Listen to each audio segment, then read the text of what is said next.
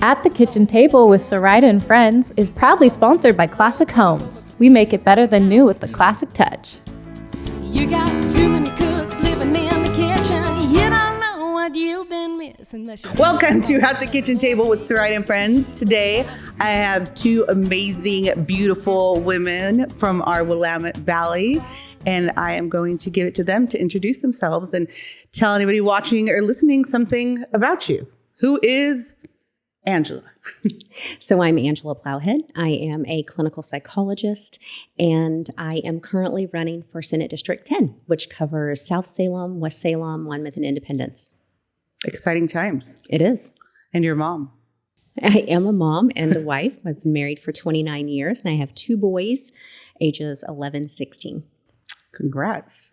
Nice work. And who else do we have on today? Well, we have Jane Herb, and I too am a mom and a wife. We just had our 22nd wedding anniversary, I guess it was, and we have twin boys who are 17 and a 15-year-old boy. So we have a little pack of boys at home, teenagers, and I have been at my company for 26 years. It's a major book wholesaler to public libraries and academic libraries. So I've been happily employed doing that for all of these years, and I get to work from home. That's awesome. Way to go. You're both definite fixtures in our community. So this week, this episode will air next week, but we have the first month of school. How was the first week of school going? We're on day 2, and so far, so good. Yeah. And what about you? It's been really great. This was kind of a school year of first because my twins just got their driver's licenses. And so it was the first time that Chris or I didn't have to drive them to school. They drove themselves, the three brothers. Wow. So that's a big deal. It was, because time. Yeah, it frees up so much time. Yes. Yeah. That is amazing, right? Good job. Well done, moms. So that's exciting. And schools, what schools are your kiddos attending? So my youngest does online edge through Salem Kaiser, and my oldest is at Sprague. And so he's a junior, and he plays safety on the varsity team. Nice. Exciting. Go Olympians. And where are your kiddos going? Well, I'm an alumni of Sprague, so go nice. Olies. My kids go to McNary, so 2 of them are seniors and a sophomore. One of them is very musically talented, has been in the APT program, but the teacher of that program retired at the end of the year, and it doesn't look like they're carrying on. So that's a little disappointing. Because not carrying on the program? Yeah, it was a wonderful program. All the kids were composing their own music. There were all sorts of bands, and they were performing at the Rec and all sorts of different places. That's too bad. I hate to see cuts.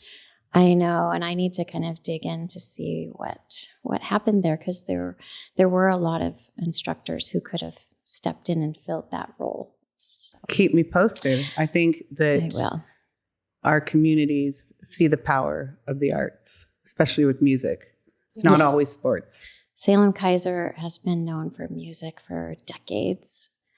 So that was a kind of a blow to us this year. Well, and there's so much happening with the schools.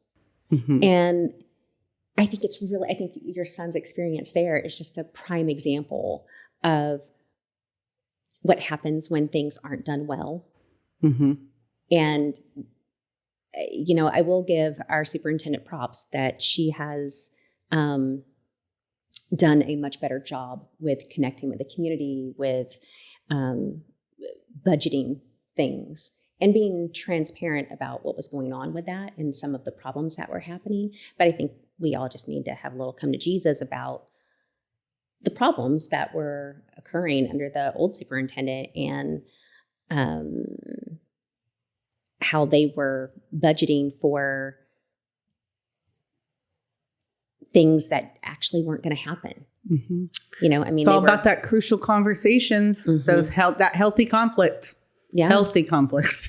Yeah, exactly. Well, and my kids are all upset because they got these yonder pouches. Your son is. Tell me about these. Okay. I read an article. So tell me from a mom's perspective, because I definitely, my kids are out of school, so I have different perspectives, I'm sure, So tell me. So they trialed it at Sprague last year. So is this their first year with it? Yes. Okay. So at Sprague, they had it last year. And what are they called? They're called yonder pouches. That's an interesting name. YONDR. Yeah. So it's supposed to keep them sealed and without receiving signal, I think. But they're not enforced. And so anytime you implement a program and you don't enforce it, what's the point? So, I think kids found ways around them. So they don't automatically have to put them in there. They're just by choice?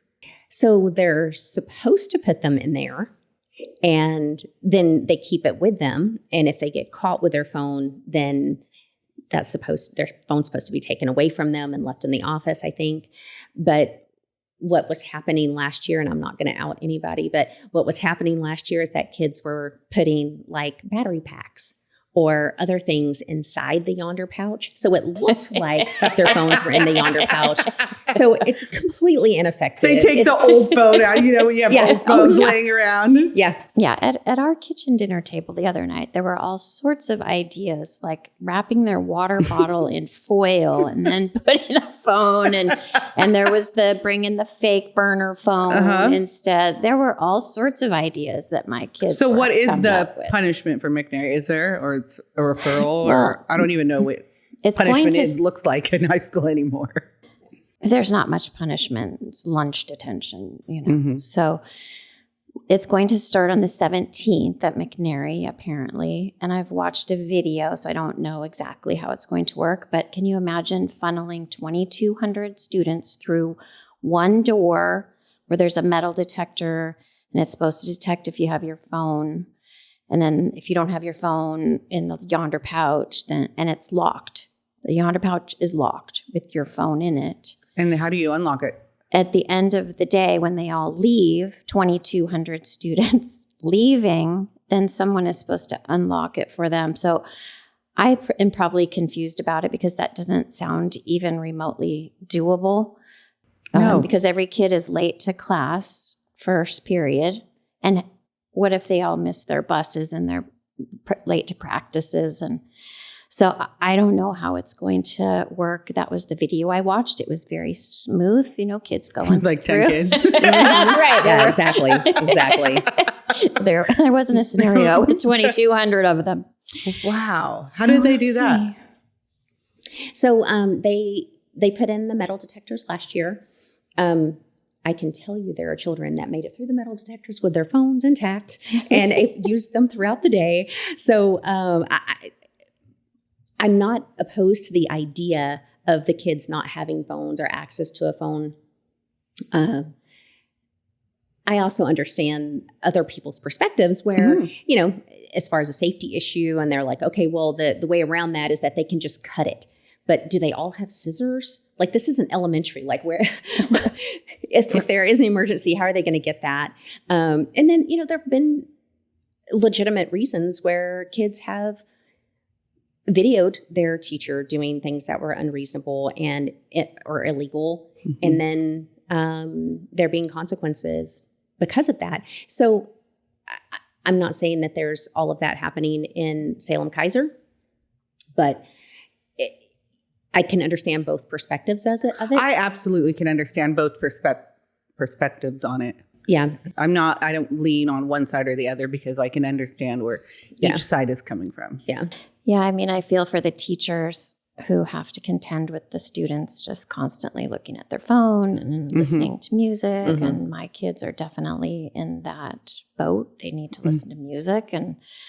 But I also think that mobile phones are here to stay, and there should be some integration of them or ways to have phones in the classrooms where the teachers can still teach and get the attention of the students.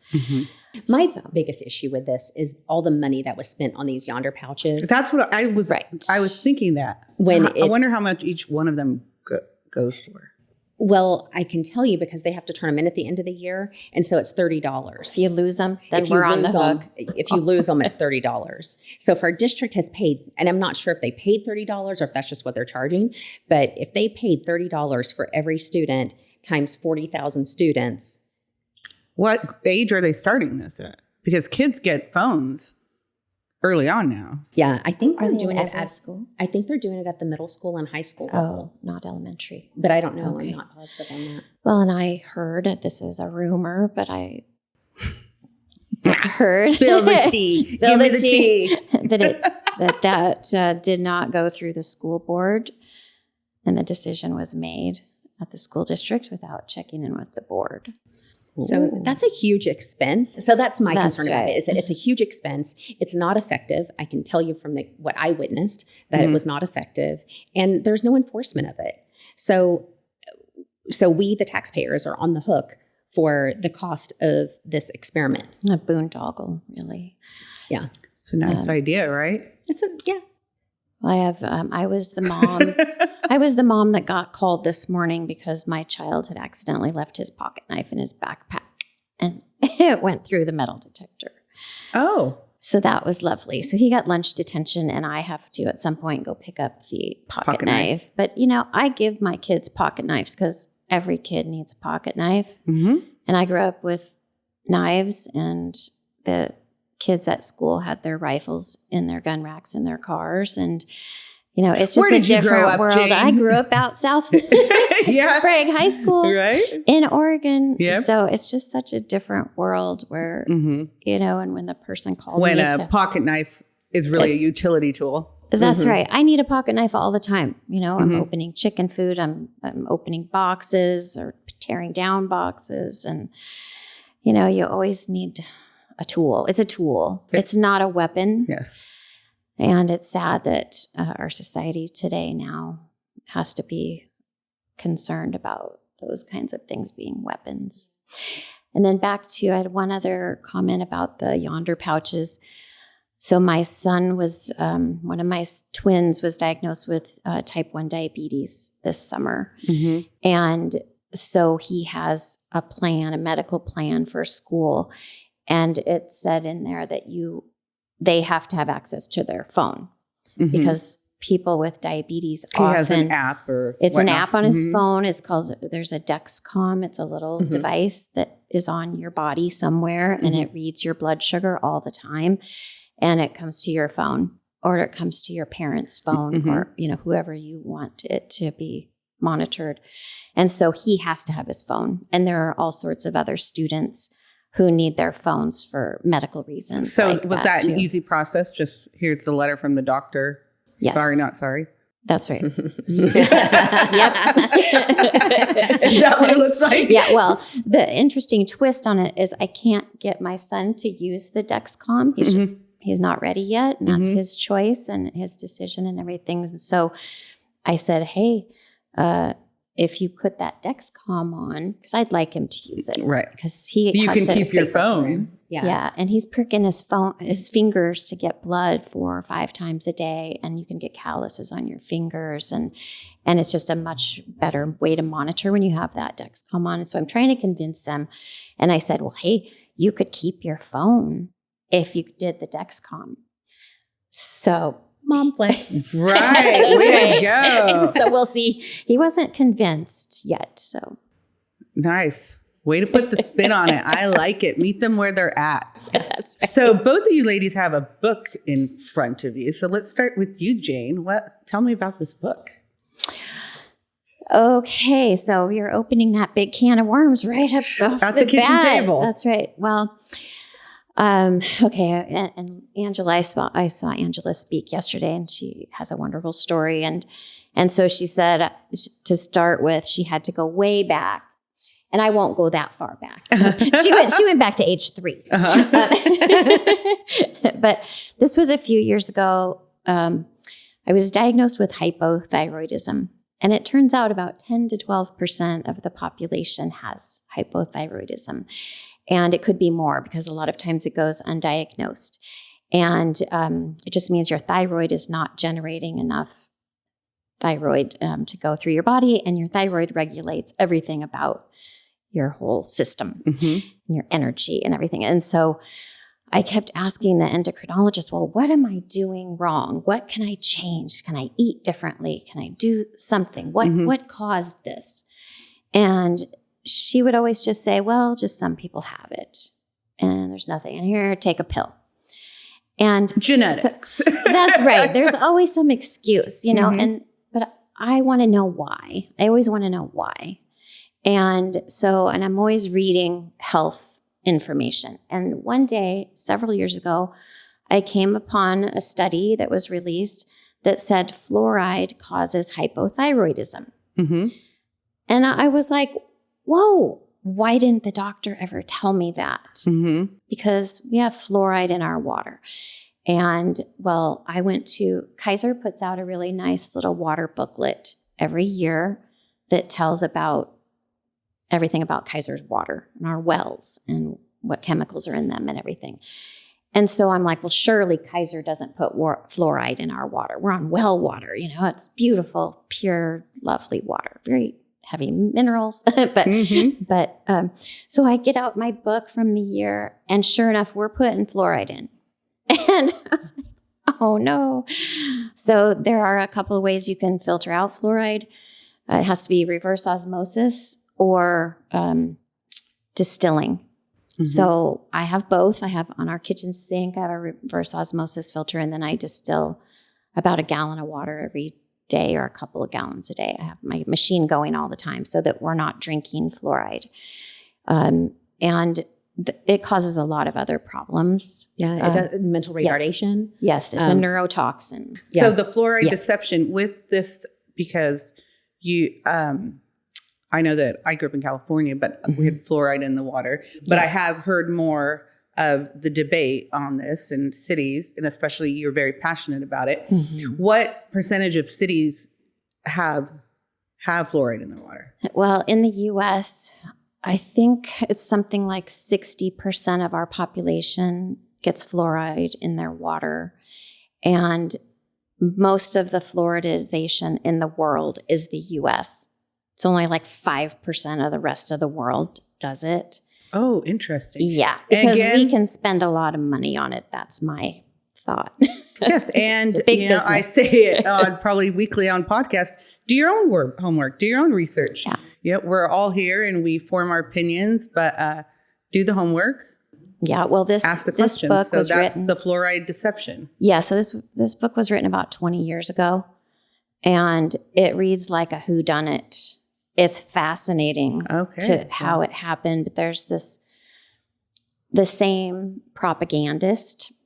His name is, I think, Edward Bernays, was the guy they enlisted to get women to smoke because not enough women were smoking. And so there was a big campaign to get women to smoke. Well, then they wanted to push the fluoride. Virginia Slims. Oh, yeah, exactly. And Lucky Strike, actually. So they used psychological concepts and they had psychologists. And it was first done with military, active duty military in, I believe it was World War I or II. I can't remember which one.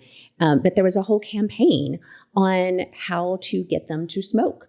And then they made it part of their rations. Yeah. That's right. They used to give free cigarettes on airplanes and, just kind of seed people into smoking. And so they hired the same guy when they wanted to push fluoride as the miracle drug to cure caries, dental caries, or prevent them in children. They hired this guy to propagandize the whole country into thinking that fluoride was a miracle drug. That's all studies 80 years ago.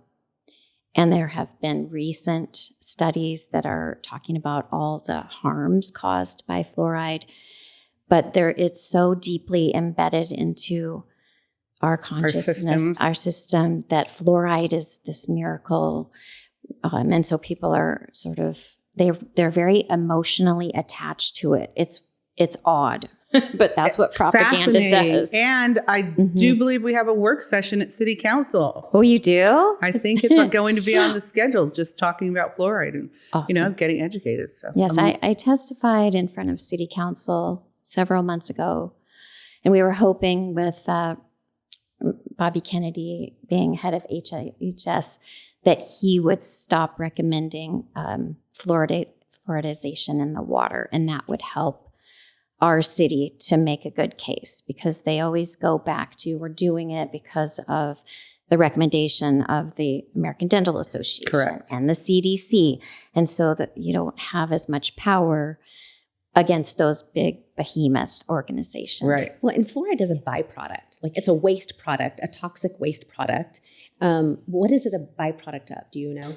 It started as a byproduct of the nuclear bomb building. and now it's... Whoa, I feel like we're in some mystery. Oh, yeah. Read the book. Read the book. You'll find out all about that. And now it's a byproduct of like fertilizer. And it's in everything. It's in tea. You mentioned you drink tea for your breakfast. So it's in tea. It's in all sorts of food. And so one of my arguments is, yes, they say 0.7% is added to the water. That's the recommended level. But each individual eats different food, drinks differing amounts of water, weighs different amounts. Can you imagine a little baby being fed with formula? That the water's right out of the tap. That's right. And how many bottles are they getting every day? So how much fluoride is that little baby getting? Yeah. Well, and there was a new research study that came out recently that talked about rice. And not necessarily fluoride, but like heavy metals that are in rice that, and it's actually worse in wheat. Like whole grain rice versus the white rice, because it's in the like capsule that encapsulates rice. Oh, whoa. And they use rice, and the people who have it more heavily is babies, because it is used in almost all baby foods. And so they're really freaked out right now about, well, what is going on with our children. And That's fascinating. Yeah. That's just rabbit hole. Do your homework, anybody watching and listening. Educate yourself. Find out about fluoride. I am. Fluoride deception. Thank you for asking. You're welcome. Okay, Angela, I see a book in front of you, but first I want to give a shout out and talk a little bit about, you're a veteran, so thank you for your sacrifice and service. And talk about a little bit about this book and why you wrote it. yeah, so it took me a very long time to write this book. It's not a thick book. It's a very quick read, but it really talks about women coming into their own and finding their purpose, finding their calling, and then having the community around them to really support them in that and raise them up in it. And so it's really a call to action. It's written with the focus of what happens in the church community and women not being recognized in some denominations for leadership roles, but also about how even in denominations where women are allowed to have leadership roles, how sometimes it's really difficult for them in those, and how a lot of women have been really let down by their churches or their denomination, and that has caused a friction between them and their faith community. And it goes through not just my story, but the stories of 3 other women that were brave enough to talk about it and have it be published, about how they experienced that, overcame it or didn't, and then kind of moved into whatever purpose they felt like they had been designed for. Love that. Amazon, how can you buy it? Yeah, so, Website? Yes, so there's a website called empoweredtolead.com, and so you can get it there. It is available on Amazon as well. Nice. Or you can come to one of my meet and greets and you can get it there. Okay. And meet and greet, you are running for Senate. I am. So how can someone watching or listening find out, Angela, what her goals, like what her drive is and who's endorsing and all that good stuff? Just do a plug, social media. Absolutely. So we are on all social media. So it's Angela for Oregon on Instagram, X, Facebook, Twitter. No, wait, that's X. What's the other? I think we're on 4. Okay. Whatever ones those are. Right. We're on 4 different social media sites. And then you can find links to all of those at our website, which is angelafororegon.com. So it's ANGELA 4, number 4, Oregon.com. Well, it's exciting. You have an exciting year or 14 months ahead of you, right? Yes. So, I started my run back in April-ish. We had our kickoff party in May. And then we've just been hitting the road. So we have over 40 endorsements at this point. You can find most of those on our website. And so we've been endorsed by a lot of community leaders here in the local area and across our state. Well, good. I'm proud of you. It's not easy I think it's not easy for, let's just, anyone to put themselves out there. Right. And that, I find it to be a continuing theme on these podcasts that, and you said it again, how we can lift each other up and we can have healthy conflict or, fluoride, no fluoride, and just be good human beings. Yeah. With out tearing people down. Just be kind. Be kind. I think that's one of the issues that we have in politics right now is that there's so much division that people have lost that ability to have crucial dialogue. Conversations. Yes. Like, let's talk about it. What does that look like to you? Well, this is what it looks like to me. And just meet in the middle. I mean, it's okay. Yeah. We'll be okay. We don't have to. The other person is not the devil. No. No. And, that's one of the things I talk about in my book is how some of the lessons that I learned about that created who I am, primarily from my grandmother. And, she didn't have a lot. I didn't grow up with a lot, but she was a woman who taught me that you just love people and you give. And so, that's what drives me is that desire to serve. And serving our community is a very strong desire that I have because I see so much need.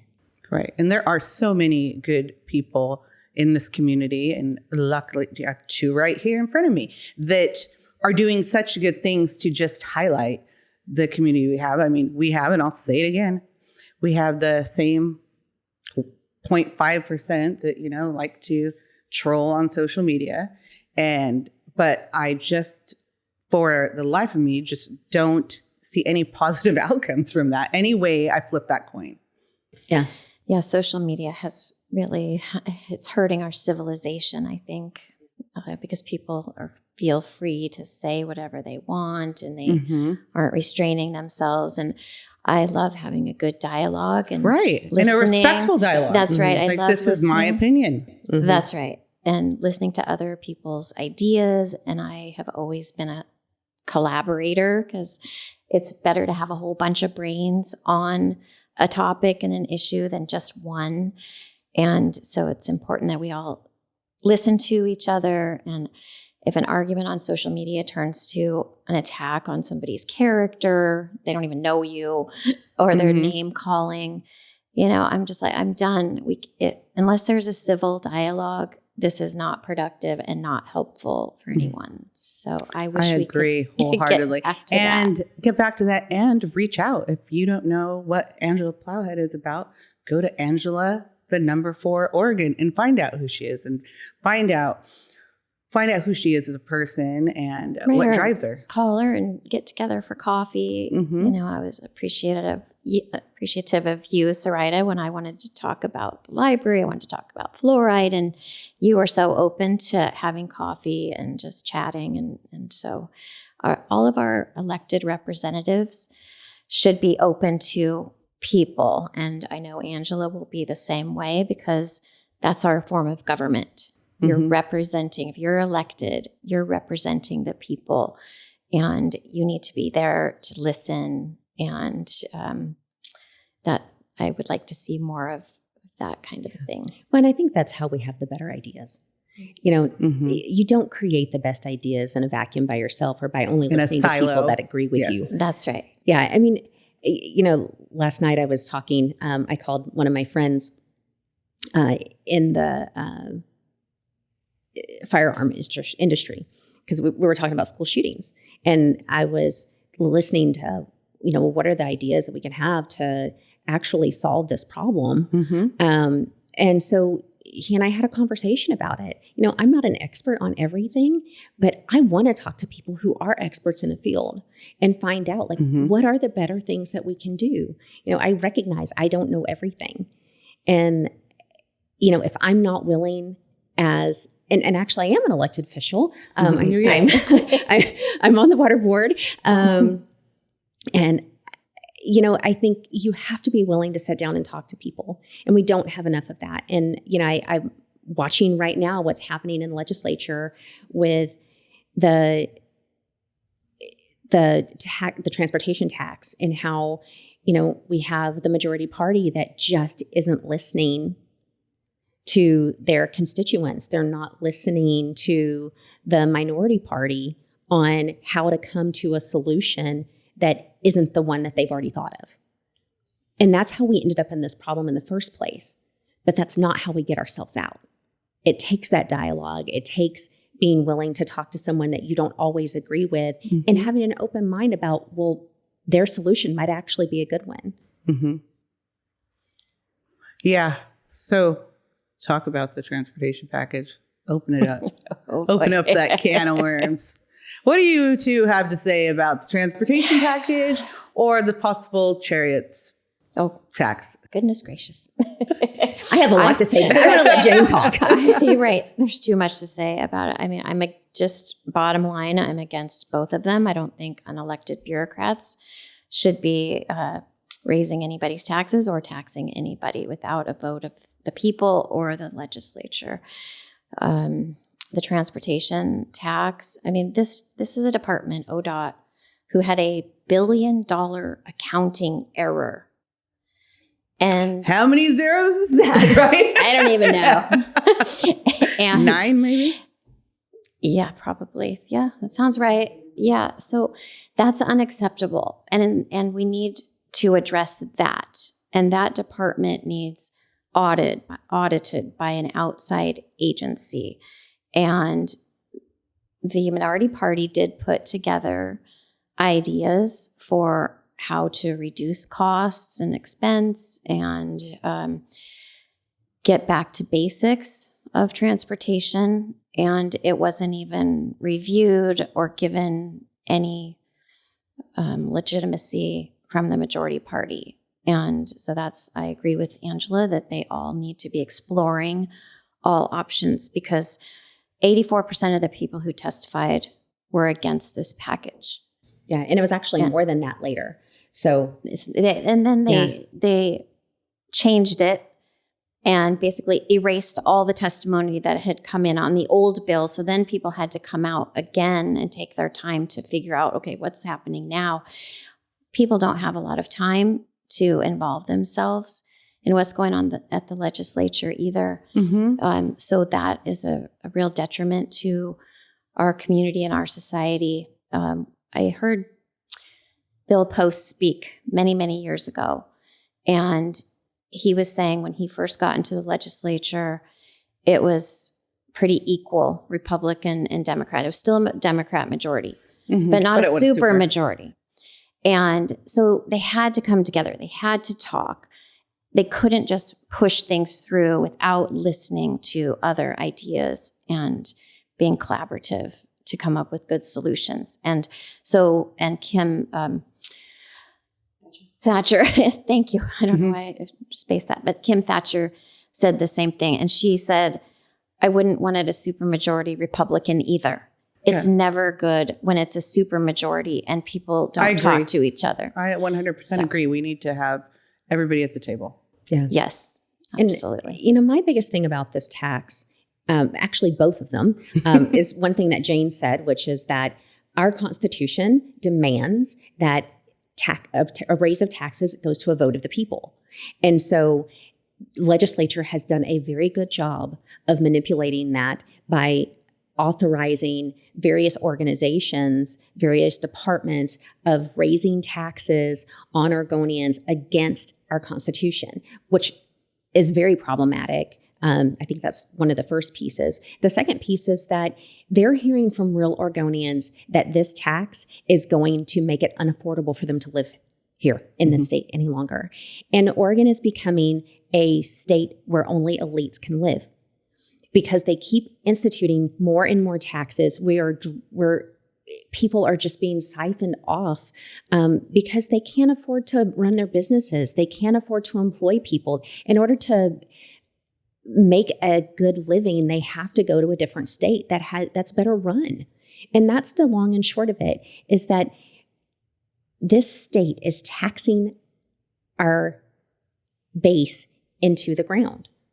And people can't afford it, so they leave.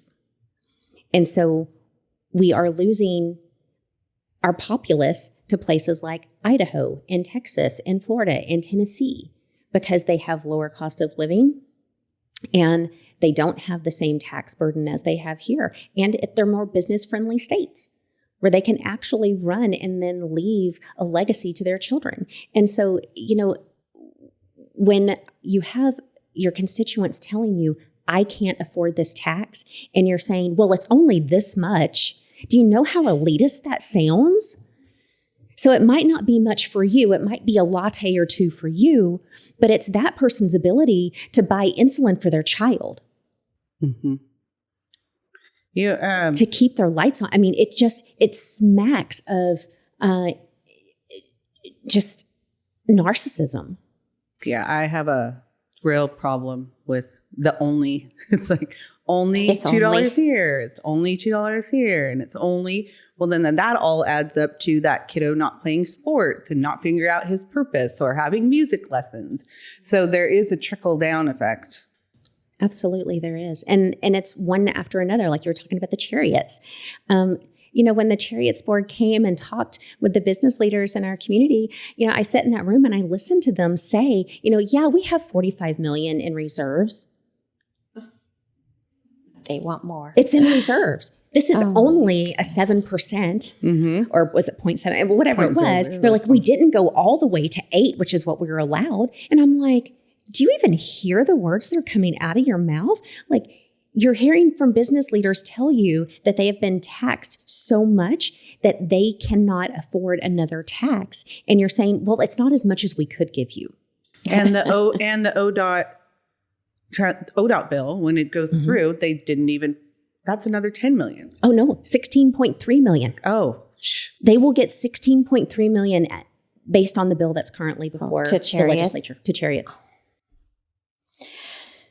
Right. That's the only solution. The other thing that really bothered me, and yes, I'm going to go on the record that everybody at Chariot, you're doing a great job. You have 40 million in reserves. You're running in the black. Well done. I'll say it over and over again. Hence, where I'm going is when they say that, and check your facts. Remember, everybody do their own research. But when they say 3.2 million trips, they're not actually rides. So if I start every time the bus stops is a trip. So if I'm going from Commercial Street to Kaiser, and there's 5 stops, that's 5 trips. That's why they say trips and not ride. Well, and ridership, and ridership is down. And when we as the business community asked, well, what percentage is your ridership? And they said, well, we can't tell you that. We don't know. There's no way to track it. But yet they could track all this other data. And you're talking to business leaders who, like, we know what's going on in our businesses. We have to, or we won't survive. So we know that they have the data. They're just not willing to give it because they know it makes them not look good. Yeah. Or the play on words, I just think is interesting. Yeah. Because, the person that's raising their family and they're little and they're running from work to sports or music lessons or whatnot, they're going to see her, okay, 3.2 million trips. Okay. That's a lot. Not really. So yeah, 2 different things. Yeah. Well, it's interesting too, talking about consolidation of power and how we have a supermajority in the legislature, in the House and the Senate in Oregon. The governor is also the superintendent of schools. She also appoints the transit board in Multnomah County, recently in Salem, also in Marion County, and also Lane County, possibly others that I don't know about. And so there is so much power concentrated in one party and one idea, which seems to always be just to raise taxes instead of thinking of solutions. And a couple of years ago, they passed this CAT tax, which is basically a backdoor sales tax. So businesses are now taxed on sales, their gross instead not of what they bring net. down. So a restaurant that brings down 3 to 5%, Right. a nickel on every dollar. That's what the average restaurant, 3 cents to 5 cents. Yeah. So now they're in the red if they're taxed on all the food and all their labor and everything before they even sell a hamburger or whatever it is. So that was terrible. And just in 2017, they passed this big transportation package where they're taxing bikes now. If you buy a new bike, and they're taxing your car, and they're taxing used cars, and all of these taxes. And I'm thinking, why do we need yet another transit bill? Because they're bringing in so much money. I can't remember the statistic, but it's like 73% more money than they've ever had, something like that. I don't know what the exact percentage is. So it's so much money. And that's the problem with government, is the more people get hired by government, the more they want government because they want to keep their jobs, the more they're going to vote for more government. And there's not accountability like for our businesses, where if we can't afford it, we don't just go say, well, we need to have you bring us more money because there's no other people. We have to generate more business to get more money. And when you see our schools where money just comes in off our property taxes, we have no control over that. They will take our home if we don't pay our property taxes. And yet our kids are reading, only 30% at grade level and something less than that at math for their grade level. So the schools are failing. Got some work to do. We have some work to do. And the solution is always, we just need more money. And that's not the solution. There are other solutions that need to be explored. We need accountability at every level. That's right. And so every department, everyone who gets taxpayer money needs to be accountable for how that money is used. And, I think our cities oftentimes are actually doing a really good job with the amount of money they get. But every pot of money has to be filtered down and filtered down and filtered down and filtered down. And then that's not even accounting to all the NGOs and nonprofits and all these other places that are getting money to perform functions, and then no one's following up on them. And so there's no accountability for what's happening to that money. And I think oftentimes our legislators forget that that is not their money. That is the taxpayer money, and they're responsible for utilizing it in a responsible manner. And that's fiduciary responsibility. Yeah. Well, and really think about it. Think about it like it's coming out of your wallet. Exactly. And it is. It is, right? Right, literally. I mean, it already left our wallet. Well, and I think it's very interesting. And I had an epiphany years ago where somebody said, oh, well, it was only $80,000. And I'm thinking, what could $80,000 do for your own bank account? You'd probably pay off your house. You'd pay off your debt. You could live for a year on $80,000, or I could. Right. So we've gotten this weird distance from amounts of money. And I think, well, Kaiser, so I'm on the budget committee, as are you as a city councilor, and $21,000 goes to, this year, it's up, 20% or something, but $21,000 goes to pay for fluoride.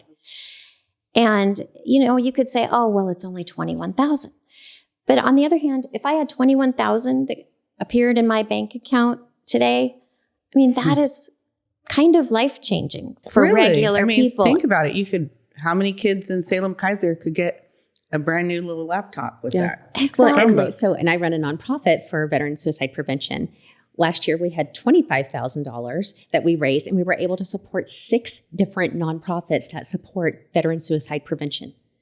And just to put that into perspective, we were able to support 6 organizations that were then able to go out and do boots on the ground to save lives. So, just think about that. Like what could we really do if there were that kind of accountability at every level of our government with the amount of money that comes into Oregon out of the taxpayer dollar? Or what could they themselves do that would actually really spark a fire under our economy here in Oregon? Our economy is failing in Oregon. It's thriving in other states. So people can't say that this is the fault of, Trump or of somebody else at the federal level. It has nothing to do with them. It has everything to do with how our state is being run. Well, and I would like to transition to how amazing Kaiser is. I am so grateful to live here, and not a lot of people know this. We do at this table. Kaiser only has $2.08 per $1,000 on the property tax bill. And to put that in perspective, other cities have $7 or $8 per thousand. So our city operates on 25% or so of what other full service cities operate on. And so that's how Kaiser has become very accountable, very frugal with money, because it's not just pouring in like it's free, Right. And also our pride, spirit, and volunteerism is how we have filled in. So if you don't know that, okay, well, someone else is going to go clean up the park, someone else is going to go plant the trees, someone else, then you show up and you do it. And so our community thrives in making our community look pretty and appealing and taken care of. And then you have pride in your environment because you're the one doing it. When you just give your tax money and you say, oh, someone else is going to do it. And a lot of times that's because we're working, 2 jobs, 3 jobs, husbands and wives and spouses are all working hard. And you don't have that extra time to donate to your community. A lot of unemployment right now in Oregon too. So you don't have the time, you don't have the money either. But when you say, my tax dollars are paying for that, and you check out and you're not responsible for where you live, then you get graffiti, you get crime. When everybody is proud of where they live, they take care of it. Yes. The purpose and pride. Yes. And That's right. I'm very proud of Kaiser. I'm proud of the budget committee. I love the healthy conflict we have at budget committees and crucial conversations.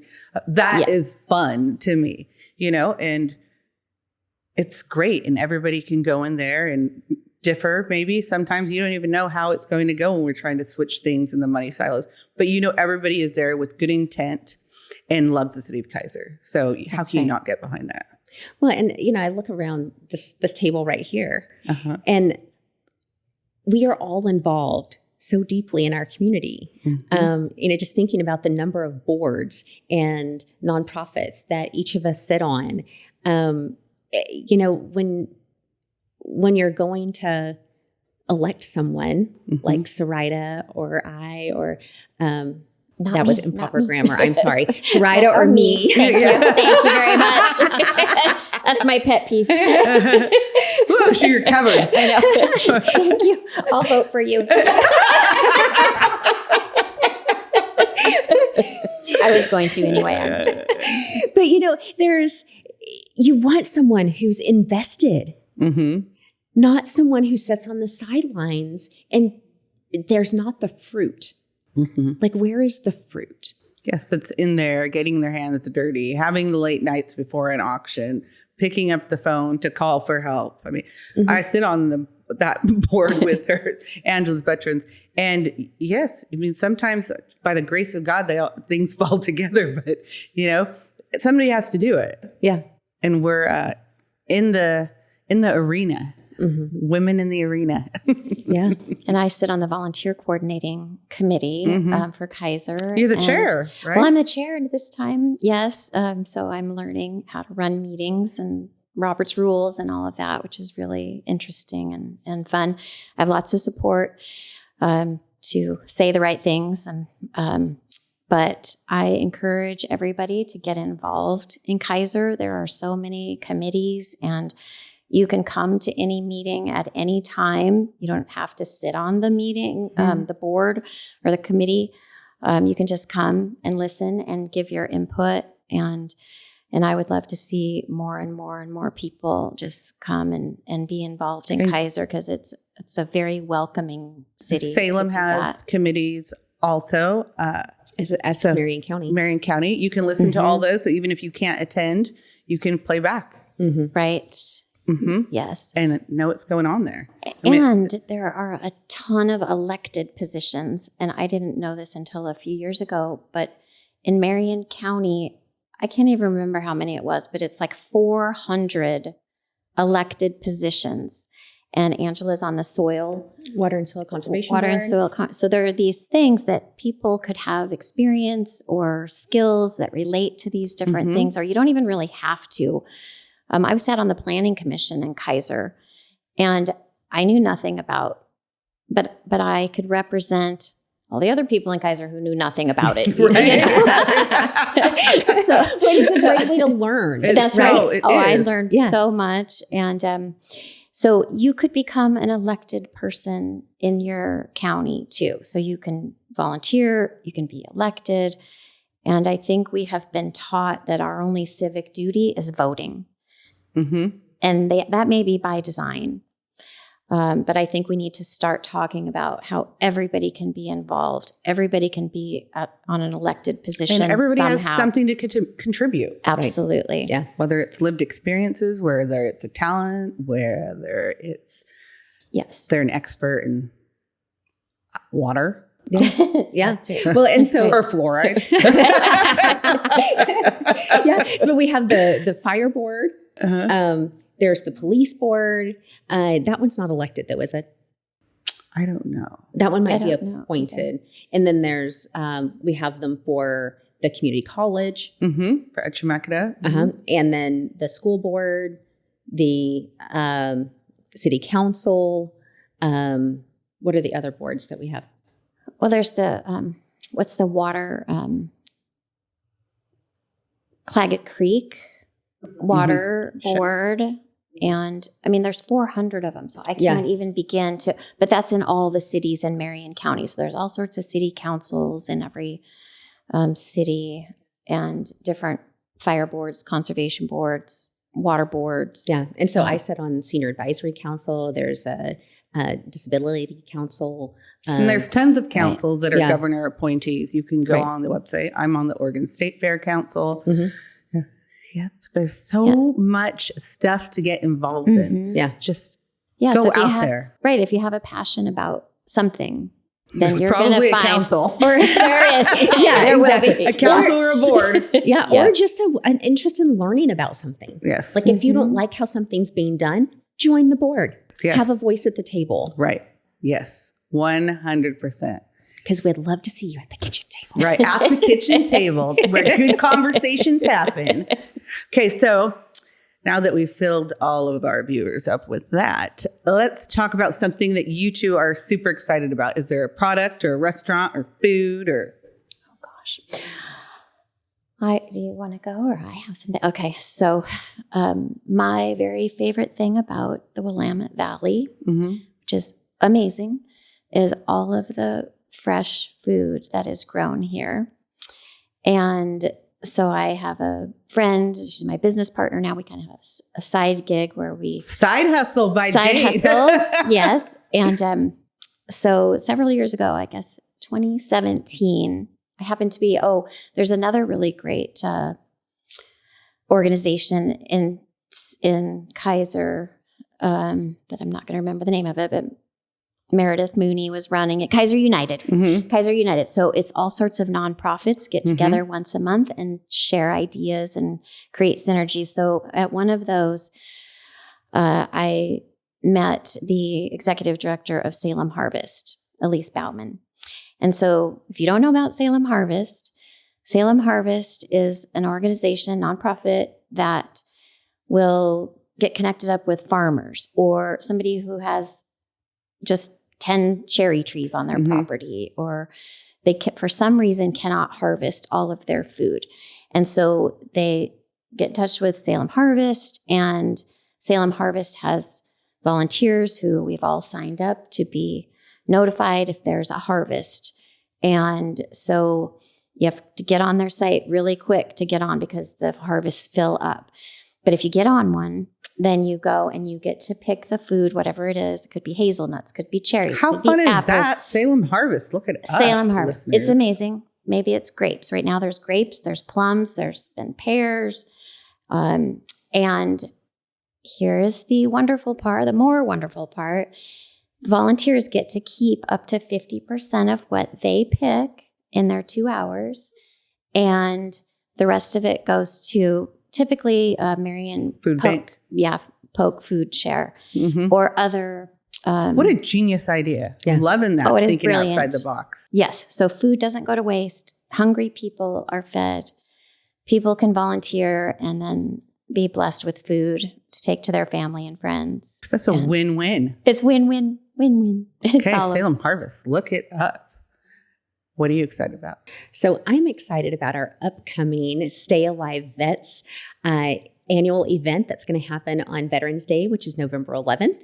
And so that will be at the Salem Convention Center at 6 p.m. on November 11th. We started it and have continued the tradition of it being a day that we honor veterans. So veterans come for free. And it's an amazing time. We auction off some really fun items and we raise money to support the prevention of veteran suicide. And that money goes to nonprofit organizations that are vetted by our board, and they are doing the boots on the ground work. They are making sure that veterans are building community around themselves and have not just the tools that they need, but a community around them to keep them safe. So how does someone buy a ticket, attend, get involved? Website? Yeah. November 11th. Yeah, on my November calendar. 11th. Yes, so keep it on your Okay. calendar every year, November 11th. So November 11th at 6 p.m., you can visit our website at stayalivevets.org. We also have a Facebook page, which is Stay Alive Vets on Facebook. And you can go there for the link to register. And we will love to see you there. And last year was a great time. It was. So we much we fun. are officially a nonprofit, so you can take it off on your taxes. It's a tax write-off, and it's a very, very worthy cause that goes to help our community. And it's so exciting to see how it has evolved from, the rec. And then we're at the Elks. And then, we're putting our big boy pants on and we're going to the convention center. Yes, And so we had lots of Aw. learning moments and, so Yes. it's been great. And it is so great to hear the stories after the vets that go surfing or they go fishing. And yeah. it's And just it's to not feel just good. and it's not just a one-time thing. So we are when we vet organizations, we're looking for organizations that help that veteran not just have a one-time experience, but build an actual community around them. Where if there's something going on with them, they have someone they can call, or they have a community that they can speak with about what's happening, and they get tools to manage their symptoms and support for them. And so this year we are going to have Project Overland presenting, as well as Courtney Place. Love that. I was just at Courtney Place yesterday for their veteran stand down. Oh yeah. Good deal. Susan was there too. Yes. My friend and business Yes. partner said she saw you. Yes. A lot of people there yesterday. Yes, so it's great. Another reason, that's why our community is so great. So we just have to keep lifting each other up and being there for each other. And that's why we were put on this earth, Absolutely. right? To love and be good and be kind and make our little handprint and leave it better than the way we found it. Exactly. Okay, so to end this podcast, give me a favorite quote or one of your favorite quotes or Bible scriptures. I know that you're both women of faith. What do you got for me? Oh boy. Or one that goes to the top. Favorite quote. You should have prepared me. Right, I yeah, could have brought something brilliant. She's like, vote for Angela. There you go. Well, I'm going to go with many hands make light work, because that seems to kind of be a theme for us here today. It's one Love of my that. favorites. Yeah. And run and don't grow weary. I love that. Yeah. Don't go weary in doing good work. So yeah, that's what we need. We need people that are going to pick up the mission and carry it on and join hands and link with others. You know, and sometimes it doesn't, you know, and God has it. That's how you make God laugh, make a plan. You know, sometimes it's not how we envision it, but just keep going and, you know, lift the people up around you. That's right. Right. Well, thank you, ladies. I will have you back at the kitchen table because you both are a joy and a blessing to those that are around you. And if you don't know Jane or Angela, I encourage you to reach out to them. Angela for Oregon.com. Right. And Jane's everywhere. Oh.